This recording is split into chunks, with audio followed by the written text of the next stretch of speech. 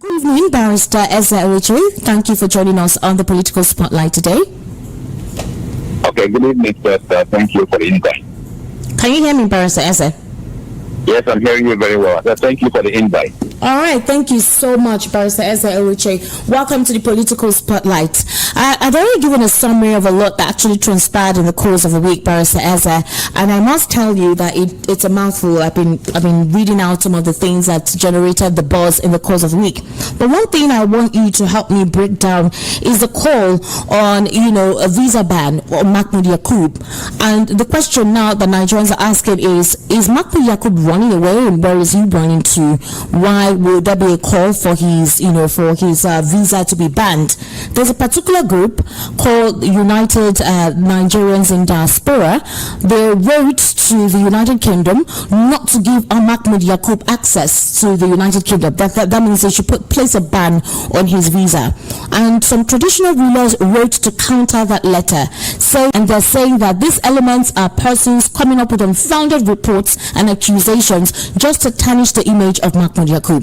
What's your take on all of this? I'm sure you must have seen this. What's your take on it? Well, in the first hand, and on the first part of the question, the so-called traditional rulers who intervened and were trying to mess up those who wrote to the British government not to allow Mahmood Yakubu to come into Britain, they appear to be misguided. Election observers witnessed the travesty that Mahmood Yakubu presided over, and they know that what happened in the 2023 elections was a sham. So whoever is trying to justify that sham should be ashamed of themselves. Those so-called traditional rulers should be ashamed of themselves, their families, and where they are hailing from. What they have done is to dip their hands or their interest in political affairs, which they should never, if they are really traditional rulers, be involved with. So we can just forget those characters as one of those things that happen to Nigeria. But with regards to the diaspora group, yes, which wrote to the British government about Mahmood Yakubu's visa, I mean, it seems that they're not even aware of what has transpired during the elections. If you recollect, the former British High Commissioner, the one lady, she's gone now, she had the temerity to come out and say that Nigerians should be proud of that charade with Mahmood Yakubu displayed in the elections. She came out and was saying we should be proud of such nonsense. So when you write to the British government not to kill a man who has done their bidding research, you wonder what is the purpose of such letter. Are you aware that Mahmood Yakubu has done exactly what the British government wanted him to do? And if you're aware, so why bother with such letters? Let them give him the visa, let him go wherever. But the issue is, in Nigeria, we realize what harm, what damage Mahmood Yakubu has done to our country. And it is left to Nigerians to know how to deal with him, deal with his image in Nigeria. Mahmood Yakubu can go to wherever he wants, particularly Britain. Because if the British High Commissioner could tell us that we should be proud of the nonsense he did in those elections, anybody should realize that writing to that same government not to give him visa is just a joke. So they will welcome Mahmood Yakubu with the red carpet. But that is not the issue. The most pressing issue is how do Nigerians relate with this character? A character that is devoid of shame, a character that told Nigerians that he will handle the elections, he will the automatic transmission of results from the Beavers machine to the INEC portal, and all this was nonsense. He knew he was lying to Nigerians. So he can go to wherever he wants to go, but the reality is that we know how he is in Nigeria. But Barrister, let me ask you, is Mahmood Yakubu protected? Is there any immunity on him, by the way?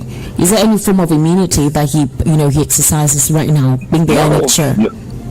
No, there's no immunity he has. But the reality is that he has helped whoever it is, and his candidate has become the president. So who's going to find him guilty? Not too long ago, INEC began the prosecution of so-called those who fell short of electoral law. Yes. When he should be the one that should be prosecuted first. So you wonder who they are prosecuting under INEC. So Mahmood Yakubu has no immunity whatsoever, and I do not see this current government, which he has aided to get into office, ever prosecuting him for the various misdeeds he's done against the Nigerian state.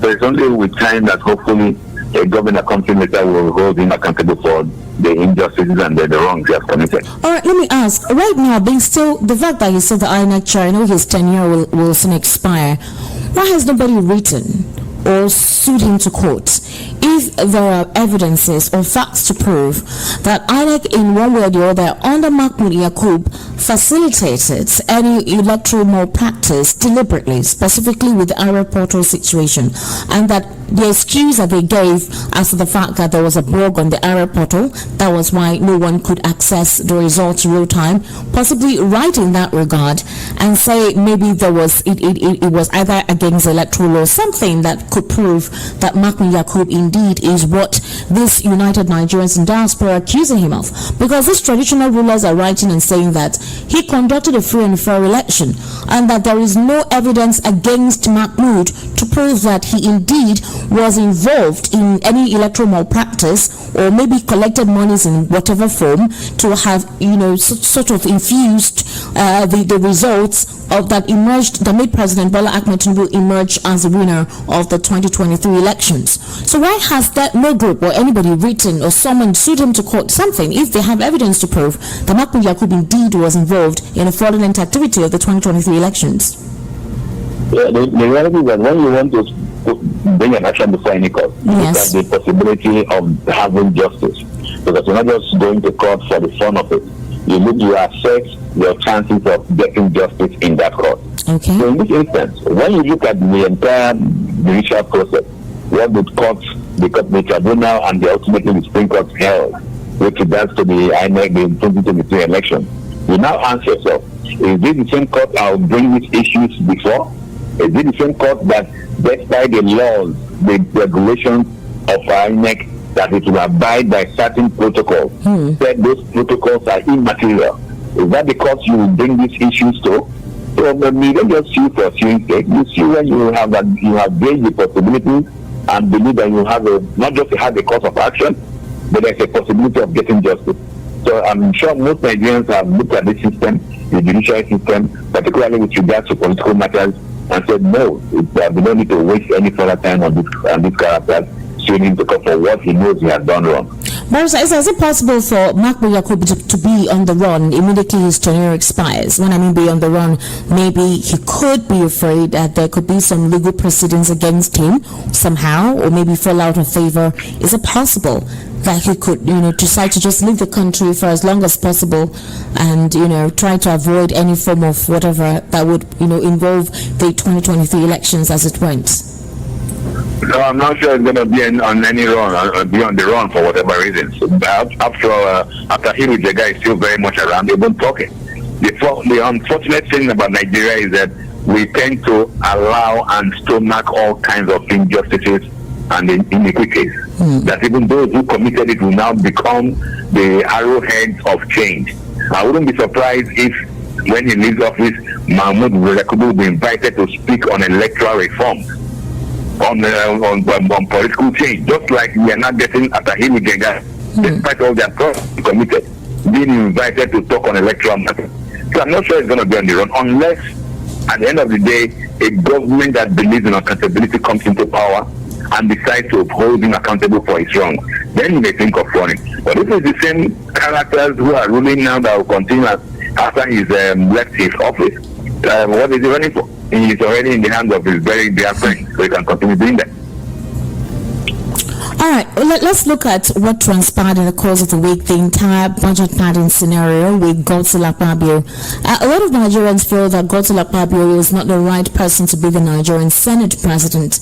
They feel that Godswill Akpabio is quite loquacious, he talks a lot, and that he has made a couple of utterances that has actually portrayed the Senate in a light that is not respectable. You saw what Senator Ningi announced in the course of the week concerning 3 trillion naira being added to the 2024 budget, and then Senator Jarigbe coming out to say that what Ningi said is not a lie, that some senators received 500 million naira for constituency projects. And after that, we saw Abaribe coming out to also confirm that they get allocations to their various constituencies, just not the same amount of money.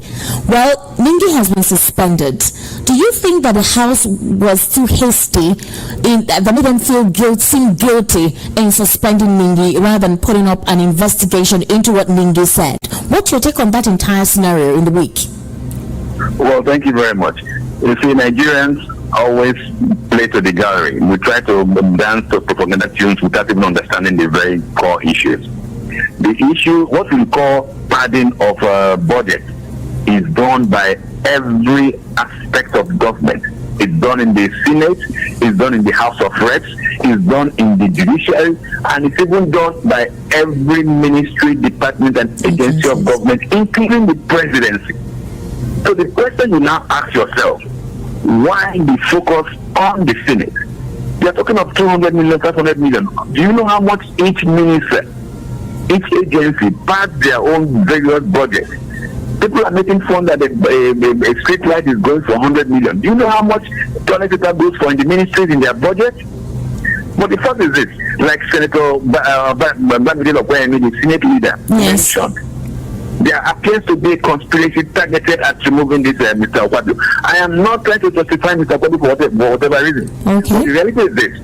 If you recollect, during the first tenure of Mr. Olusegun Obasanjo as president, when the Senate presidency was allocated to the Southeast, every few months, because for the 4 years, we had a senator from each of the Southeastern states. They are being removed on very flimsy and frivolous reasons, similar to what Ningi has just orchestrated. But when it got to the north, when it became time of the Senate president to come from the north, the former president, David Mark, was there for 8 years, no problems. Were there no padding of budget? Were there all these atrocities? Was not being committed? What I'm trying to express is this: the entire system is rotten. The same padding that goes on in the Senate goes on at a far, far greater level in the presidency, in the ministries, in the departments and agencies, and even in the judiciary and the House of Reps. For goodness sake, if you understand how the budgets are passed, it's not only the Senate who passes the budget, it's also the House of Reps, also they are part of that process. And then the president signs. So if the president signs onto this budget, then he's part of the padding. So all this focus and the mudslinging on Akpabio is uncalled for. And Ningi was deliberate. All we want to do is to try to scuttle the process. But the issue is this: the entire system is rotten. If you look at the budget of the presidency, you have seen the same thing you are having in the Senate, in the presidency, in the Ministry of Justice, in the Ministry of Works, Transportation. Why the focus on this person? This is what Nigerians should be asking themselves about. And why has nobody even mentioned the House of Representatives? Members of the House of Representatives have constituency budgets of over 4-5 billion.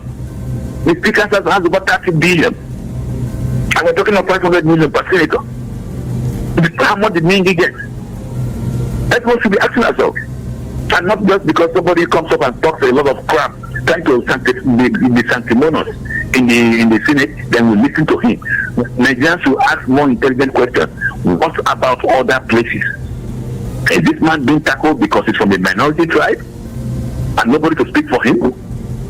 That was the same way they haggled and they tried to insult and disgrace Goodluck Jonathan because he comes from the Ijaw nation. Is that how it should be done in this country? Is there no padding in the presidency? Who has called? We have seen several examples of padding. Like not too long ago, a company that was just had a share capital of £100. £100 was signed, was given an MOU by the federal government to construct railway lines from Port Harcourt to Abuja, costing several $1 billion. The person that got the contract was the former Speaker of the Lagos House of Assembly. Why are we not talking of that one? Why are we talking of only the Senate president? Mr. Ningi should go and look for something else to do. And don't stop harassing this apartment because of 500. What is 500 million? When people are stealing billions. When we're ready to address this country, we should be holistic. We should not be sectional. We should not be clannish. We should not because somebody from a small tribe and you think that deal with him anyhow. For what reason, for goodness sake? I think the answer to this question was delivered poignantly by the Senate leader, like I said earlier. When he said, yes, when he mentioned clearly that this has been the process. And by the way, listen, constituency project is an integral part of democracy. This money are not given to the members in cash. They get projects to execute in their local government area on their constituencies. Yes, so if he has the project of 500 billion to do the constituency, the next question is go and verify if those projects are executed. But most times, most constituency members complain, that is, the individual that reside in this constituency, say they don't get the benefits of whatever, constituency allocations that are allocated within their own constituencies. They don't get it, they don't see it. I agree. The next step from that process should be every Nigerian should try to know what is contained for their constituency in the budget. So that when the senator or the member of the house now comes and begins to give you sewing machines and motorcycles, you say, sir, what we've done in the budget is 500 million and you have only distributed 20 million. What of the remaining 480 million? Because this thing cuts across the entire system. All the ministers, all the SAs and PS, SSAs of the presidency, they all have some of this budget, all have some of this amount. And why be focused? And you see, the media helps to hide some of these things. We raise it to high heaven, but the issue was the budget passed by the Senate alone? And the answer is no. The House of Reps also was part of this process. The budget office in the presidency was part of this process. All the ministries and NDAs were part of the process, and the budget was signed by Mr. President. So it is the entire system which is at fault. And that's what we're talking about. I'm not trying to destroy one person for it. Yeah. Because when it goes out, they will not put somebody else there who will do their bidding. And yes, the Southeast suffered that nonsense when we had to have almost 5 Senate presidents in 5 years. And they want to try the same thing with the South? No, it shouldn't be that way. If they want to pull the whole structure down, everybody should come down and explain what they are doing with each cover of their budget. Now everybody is going to scrutinize the Senate budget, the Senate constitutional allowance. Yes. Have we bothered to scrutinize that of the House of Reps? Or is it because the Speaker comes from Kaduna State? But Barrister Ezra, I think the reason why this actually created the imbroglio, the conversation or the buzz across the politics, the fact that this constituency project, it's not given equally. All right, there is a disparity in the amount of money given in several constituencies. Secondly, yes, nobody audits anyone. So, yes, when do these constituency representatives in the House of Rep or in the Senate, when do they come to say, okay, for my constituency, this is what I have done? If it doesn't take an individual who is possibly politically apt or conscious like you or any other person to say, I am writing to my constituency representative, this is the amount of money supposedly you were allocated. These are the projects that you promised that you were going to institute, but we haven't seen anything. But if nobody does that, they don't come out to say this is what we have done until another tenure when they will need to be voted for. Also, the presidency as well. This whole budget padding thing has become a system that everybody supposedly gets used to, and nobody is questioning. That's why we have 3 tiers of government: the executive, the judiciary, and the legislature. The legislature is meant to check the judiciary is meant to check the executive. But it feels like none of them are doing what they're supposed to do. So if this corrupt situation continues, then who calls who to order? And where does that leave the people? Now, beautiful question. Well, see, this is part of the consequences of rigged elections. When those who should not be anywhere now near governance or government become the people who now preside over ourselves. When somebody who, like a partner who shouldn't even be in the Senate at all, because he contested for presidency, finds himself as the Senate president. When somebody who should not be a contestant becomes the president of the country, we now get into this kind of mess we are in now. That's why some folks are very vehement in opposing the atrocities of INEC. This is part of the reason, because we're now stuck with this mess, with criminality at all spectrum of government, from the legislature to the judiciary to the executive. We have criminal elements who are ruling over us. So we keep on having this kind of things, but the people have to become more involved, because by the time we empower the people and say, look, ask questions, not just of your senators, of your House of Rep members, but also of the executive, of the presidency, of your governors. Ask questions. Governors have a security vote of over 30 billion. What do they do with this money? Nothing. They just pocket it and go and buy the houses abroad. And we are all keeping quiet and just asking for the Senate president's head? No. My issue is this. This is not a protection. This is not a defense for Akpabio, but rather that it is a holistic problem and must be tackled holistically. being sectional because it's from a minority tribe does not help anybody. And we have agencies who should be doing something. The EFCC, the police, they should be involved and not just waiting for others to come from above. So that is the problem with this country. We should be more holistic. We should. With Nindy issue, Nindy is just a rabble rouser. He's an experienced senator. He knows this how it has been for donkey years. Why the noise now? So people should just consign him to the refuse dump where he belongs until we are able to address the entire issue. We are not, for now, we seem not to be ready. But when we are ready, we will also ask the House of Reps, what are your constituency allowances? We also ask Mr. President to come and defend the line by line of the budget, of the budget allocation.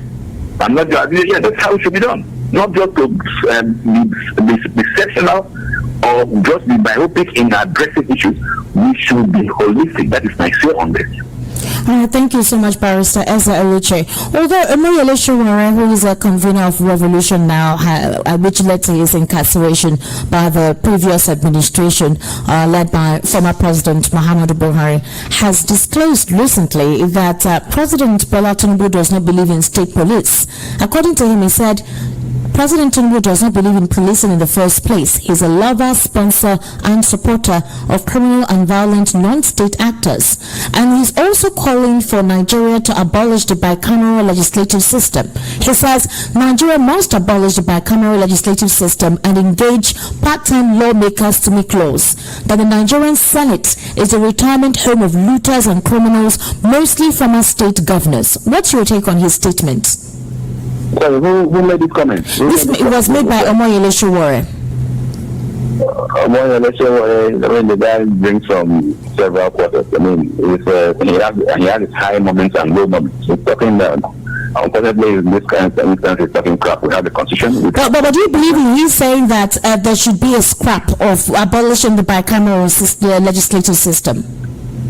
What I believe is that Nigerians should decide whether we want a country or not. We should review the entire constitution, whether bicameral or one unicameral, whether state police or not state police. We should decide, do we want a country or a nation, or do we want to go our separate ways? Because the issue is not the system of government. It's not. We've practiced virtually everything. We've practiced Republican government, we've practiced presidential system, we have practiced federation, we have practiced unitary government, we've practiced everything.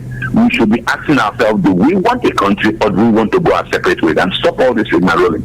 So the issue is, if you have one a unicameral legislator, you will have only the House of Reps. And so what? Will there not be partying again? Is it not the same characters winning elections to this house that will continue to win elections? We should be realistic.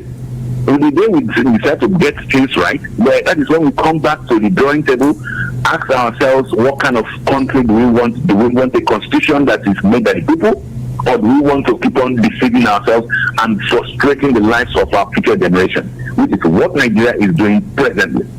I will not comment further on what Sowore is saying, but it's not a rabble. What's your take on the president ordering, directing southern and northern governors to provide grazing land for herdsmen? This has been on the conversation for quite a while, since the previous administration of Muhammadu Buhari, and he's directing that these herdsmen should be given an opportunity to graze along the routes that they go. Do you think, with the current security situation in the country, that's the best course to possibly ameliorate any security breach or any issue between communities or between ethnic groups? Well, if the president ever made such utterances or directions, it suggests that he may not be fully aware of his powers and the limitations of his powers under the Nigerian Constitution. As a president of the Federal Republic, he has no powers to direct any state government to do whatsoever. Because it looked like he was elected, they were also elected. That's what the law book says, that's what the constitution says. He can, and under the land use decree, the lands in urban areas are vested in state governors, while the land in rural areas are vested in the local government council. So the president sitting in Abuja cannot and should not direct any state government to do whatsoever with regards to land. And this is what Mr. Buhari has been doing, because the whole idea for a very long while, when Buhari brought in Ruga, if you remember, he brought in the Ruga, he brought in the Inland Waterway Act that gave federal government land around all rivers and streams in Nigeria. He also brought in the Grazing Act that allows farmers and herdsmen to own grazing routes. All those were desperate actions to take away the lands of indigenous peoples and hand over to so-called Fulani herdsmen who come from all over West Africa. But Boris Eze, according to the president, he said that this will stop the farmer-herder clashes that has lingered for decades and which has resulted in intermittent bloodshed in Benue, Plateau, and other southern states. Now, like I asked you earlier, Muhammadu Buhari tried to do that, but other governors within those regions refused. They passed anti-grazing laws, and we still see the clashes between farmers and herders within their community. The president is also coming to advise that, these governors should allow herders to create grazing routes on their farmlands within their communities and states for the herders. But we've seen how this has resulted into communal clashes over time.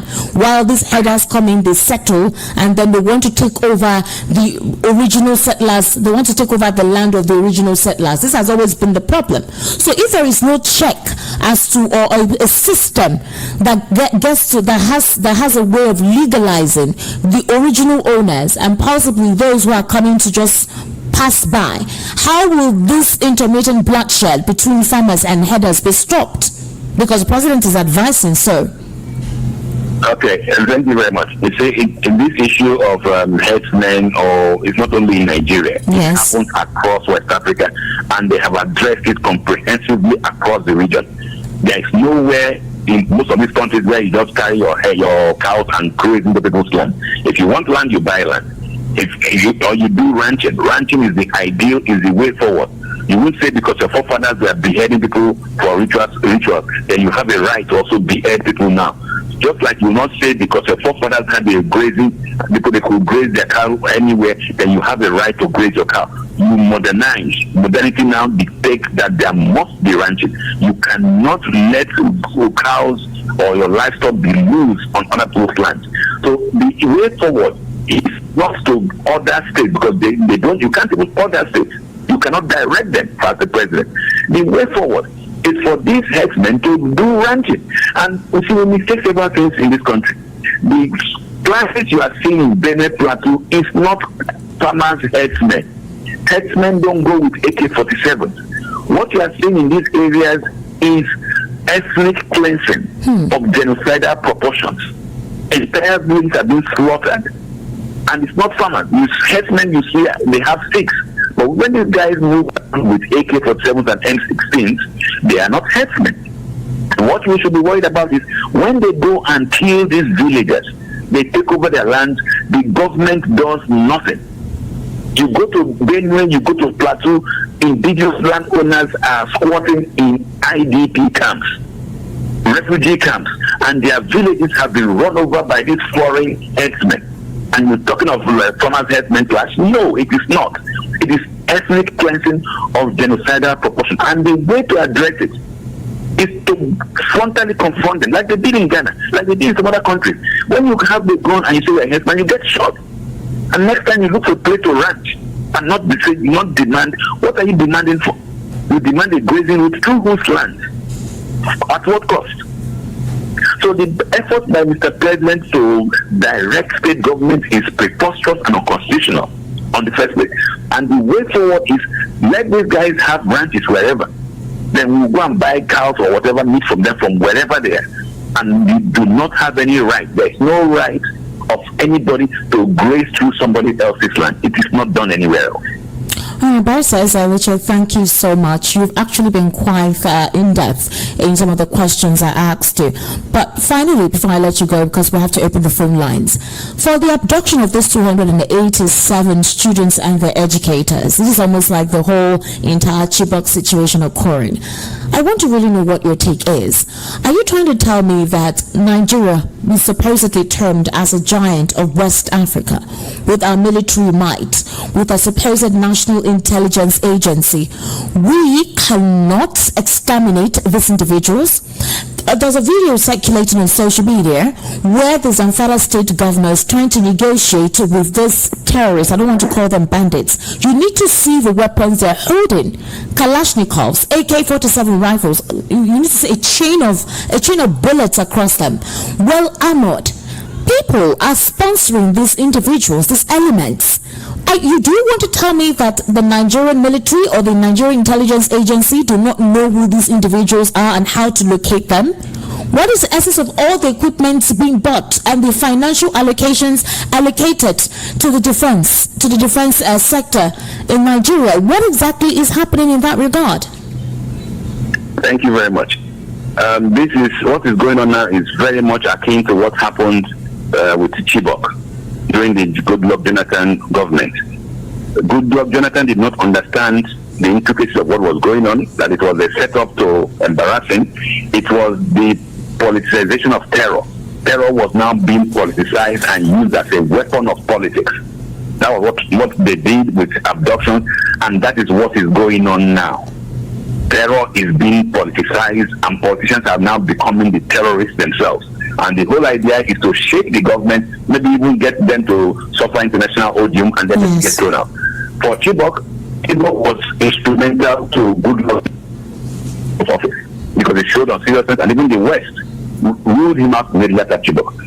Mr. Tinubu runs the risk of similar things if he does not do the appropriate things. And the appropriate thing is this: you do not kidnap 280 students and disappear into the wind. There would have been some cases. Common drones can locate where these people are, unless the system is compromised, unless the military is compromised. And if it's compromised, you get to know who is compromising and pick them out. Otherwise, it runs the risk of diminishing the import of this government. 200 here, 200 there, and all over. More will happen, and they will even get more daring. They will even try a similar scam down south if the president and the government does not rise up and put a stop to this nonsense. Can you imagine the example? What are you going to? Okay, they're asking for 40 trillion. What are you going to give them? The issue is this: if you know you have it, the military should move in there immediately and rescue those children. And they know where 200 and so many students are. Okay, a similar thing happened with Mahmoud in Delta State. Some soldiers were killed. Yes. And then today, less than 24 hours after that incident, soldiers have gone to destroy the entire community. What kind of nonsense is that? And the president is sitting with his defense team now on the killing in Delta State. Yes, what kind of hypocrisy, what kind of double standard is that? The same soldiers cannot go and pursue those who kidnapped over 200 students. In fact, the total number of students kidnapped is over 500. The same military cannot do that, but they have the guts, the commit to go and commit murder in Delta State. If your soldiers were killed, try to use some intelligence and get who and who killed the soldiers, and not go and destroy houses. That means this kind of double standard in Nigeria must stop. And one would have thought that with somebody like Tinubu in office, he will have the guts to challenge this stupid system. But he's not doing that. And you are discussing paying ransom for 200 students? No, you don't do that. And like I said, what happened in Chibok? If you look at even where they're kidnapping, where they're these kidnaps, in Chukwu in Kaduna State, it's more of a Christian area. I wouldn't be surprised if the bulk of those kidnappers were Christians. And they tell you they're bandits. What is bandits? This government is irritating. They should move in and do the needful. If the military, for instance, can move in within 24 hours and go and destroy the community in Bomadiko in Delta State, where the soldiers were killed, how many soldiers or generals have been killed up north? How many communities were destroyed? We must put a stop to this double standard in nonsense in Nigeria, otherwise we'll go our separate ways. So my view on this kidnapping is, one, there should be zero tolerance for kidnaps. There should be no negotiations. Once you see the kidnappers, go after them and save those who you can save. If out of the 200 you save 30 or 40, next time the kidnappers will learn that it does not pay. But if they go and head and negotiate and pay some money to these criminals, they will use those more funds and buy more weapons and then get stronger. So let the Zamfara government or whoever keep on negotiating with his colleagues, because they know themselves. But the federal government, the funds from the Nigerian crude oil funds should not be used to pay these rascal idiots. That is how it should be. A government has to be a government. We cannot commit with terrorists. All right, thank you so much, Barrister Ezra Richard. Sincerely appreciate your intensive, in-depth analysis on the political spotlight. Thank you so much.